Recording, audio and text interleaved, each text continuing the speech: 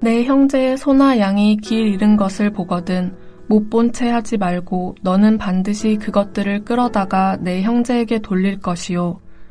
내 형제가 내게서 멀거나 또는 내가 그를 알지 못하거든 그 짐승을 내 집으로 끌고 가서 내 형제가 찾기까지 내게 두었다가 그에게 돌려줄지니 낙이라도 그리하고 의복이라도 그리하고 형제가 잃어버린 어떤 것이든지 내가 얻거든 다 그리하고 못 본 채 하지 말 것이며 내 형제의 낙이나 소가 길에 넘어진 것을 보거든 못 본 채 하지 말고 너는 반드시 형제를 도와 그것들을 일으킬지니라.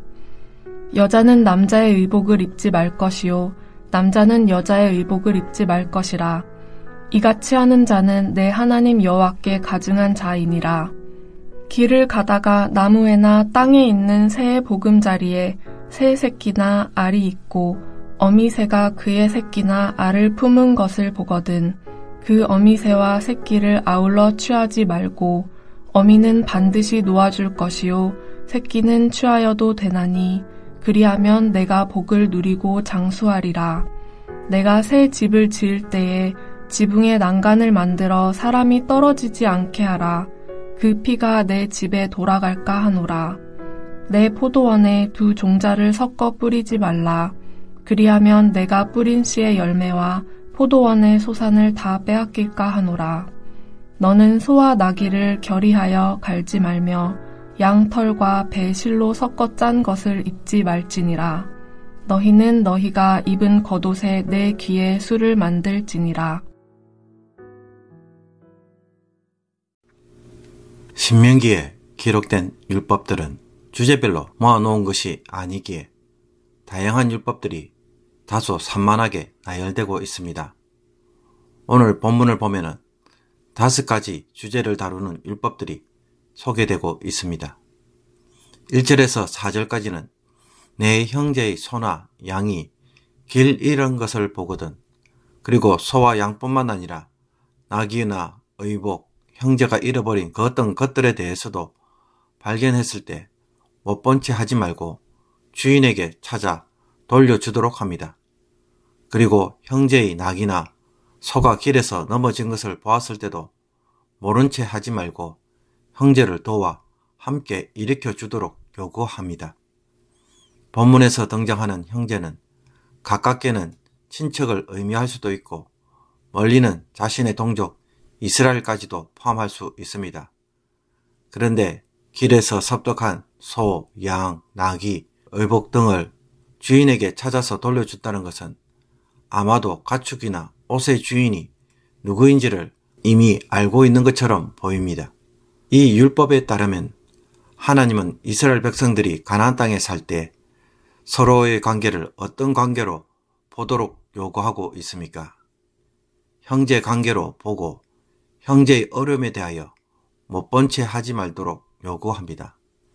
가족의 문제로 마땅히 도와야 한다는 것입니다.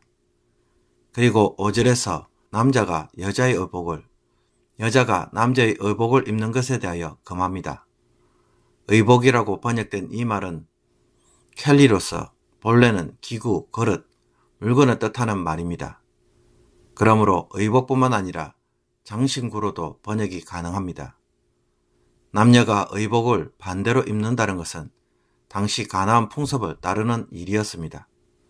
그리고 이것은 하나님의 창조 질서에 어긋난 삶의 방식이기도 합니다. 9절에서 11절까지 볼 수 있듯이 포도원에 두 종자를 섞어 뿌리는 일과 소와 나귀를 한 멍에에 메어 밭을 갈지 말도록 한 일, 또 양털과 배실을 섞어 짠 것을 입지 말라는 규례는 하나님이 만드신 창조 질서를 사람이 서로 혼합하는 것을 금하고 있음을 보여줍니다. 약속의 땅에서 사는 삶은 하나님의 창조 질서를 따라 보존하며 그것을 드러내는 것에 있는 것입니다. 6절과 7절은 새끼나 알은 취해도 어미새는 다시 알을 낳도록 놓아주도록 명령하고 있습니다. 동물을 함부로 잡아서 남용하는 일은 멸종을 앞당기는 일입니다. 하나님이 다스리는 땅은 생명이 있는 땅이기에 인간의 무분별한 욕심 때문에 행여라도 생명이 번성하는 것을 막 더 이상 살지 못하는 황폐한 땅으로 만드는 일을 차단시키는 말씀이라고 할 수 있습니다. 그리고 8절에서 새 집을 지을 때에 지붕에 난간을 만들어 사람이 떨어지지 않게 하라 라는 말씀 역시 이웃의 생명을 보존하고 실수라도 피를 흘리는 일이 없도록 사전에 조치하는 말씀이라고 할 수 있습니다. 위험한 줄 알면서도 적절한 조치를 하지 않으면 그 책임은 주인이나 관리자에 있습니다. 타인의 생명은 타인의 것이 아니라 나도 보호해야 할 책임이 있음을 가르쳐 주고 있습니다. 공사 현장이나 산업 현장에서 안전조치를 취하지 않으므로 사람이 다치거나 죽는 일에 대하여 어쩔 수 없는 일로 여겨서는 안 되는 것입니다. 그러므로 하나님이 약속한 땅에서 하나님의 백성으로 살아가는 삶은 어떤 삶입니까? 서로 경쟁하면서 타인의 것을 더 많이 취함으로 복을 누리는 것이 아닙니다. 서로가 함께 살 수 있도록 돕는 것이 하나님 나라 안에서의 삶이라는 것을 보여줍니다. 그렇게 하나님 나라 안에서는 서로가 서로를 어떤 관계로 바라보아야 하겠습니까?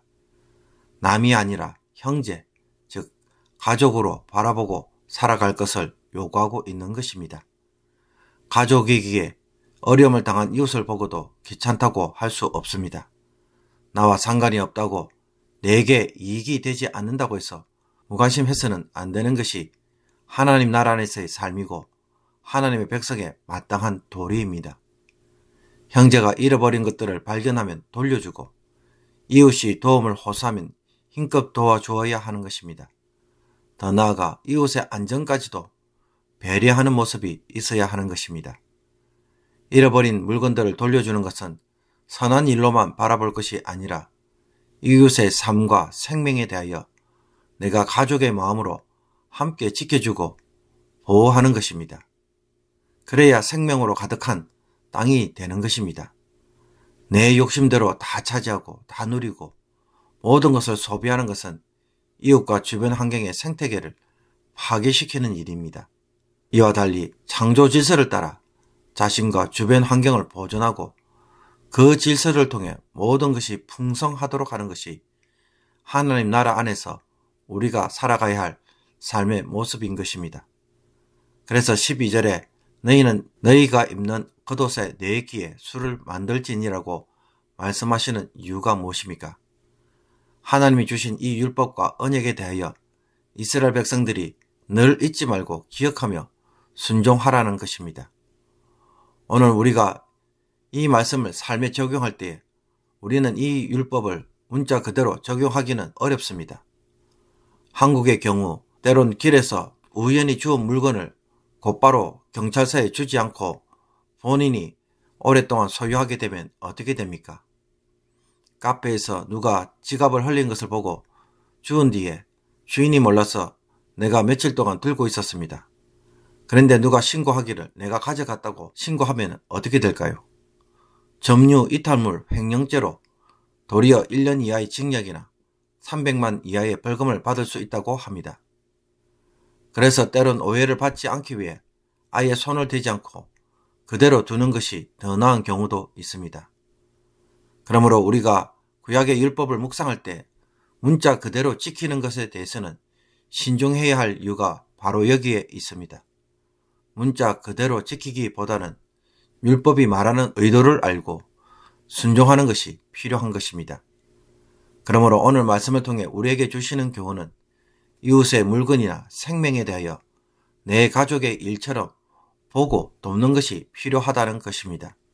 특히 믿음의 가족들에 대해서는 더더욱 하나님 나라의 가족처럼 여기고 도와야 하는 것입니다. 이 교훈을 묵상할 때에 성령님께서 오늘 도전하시는 것은 무엇이겠습니까? 내 주변 이웃들을 그냥 남으로만 여기고 그들의 사정에 대하여 지나치게 무관심했던 모습은 없는지 돌아볼 것을 성령님께서 요구하실 것입니다. 우리가 이웃을 남으로만 바라본다면 그 어떤 마음의 긍휼도 일어나지 않고 또 자비를 베풀고 싶은 마음도 생기지 않을 것입니다. 내 가족으로 먼저 바라볼 수 있는 눈을 달라고 기도하기를 원합니다. 그리고 그들의 안전과 생명, 어려움에 대하여 내가 도와주어야 하는 것이 무엇인지 성령님에게 묻고 순종하는 오늘 하루가 되기를 원합니다. 내 주변 사람들이 형제가 아닌 불신자일지라도 우리가 이 세상에서 하나님 나라에 사는 것처럼 하나님의 백성으로 살아갈 때에 세상은 하나님이 어떤 분이신지를 알게 될 것입니다. 여러분의 수고가 헛된 순종으로 남지 않을 것입니다. 기도드리겠습니다. 생명의 주관자가 되신 하나님, 내 이웃을 내 형제로 바라볼 수 있는 눈을 주옵소서. 내 가족의 일로 범으로 자비와 긍휼의 마음을 잃어버리지 않게 하시며 돌려주고 도와주는 일을 기꺼이 하게 하옵소서. 타인의 생명과 안전, 재산상의 손해와 분실에 대해서도 신경 쓰시는 하나님을 보면서 우리의 마음이 하나님을 닮아가게 하옵소서. 이 말씀에 순종함으로 오늘도 하나님의 백성으로 살아가는 복된 하루가 되게 하옵소서. 예수 그리스도의 이름으로 기도하옵나이다. 아멘.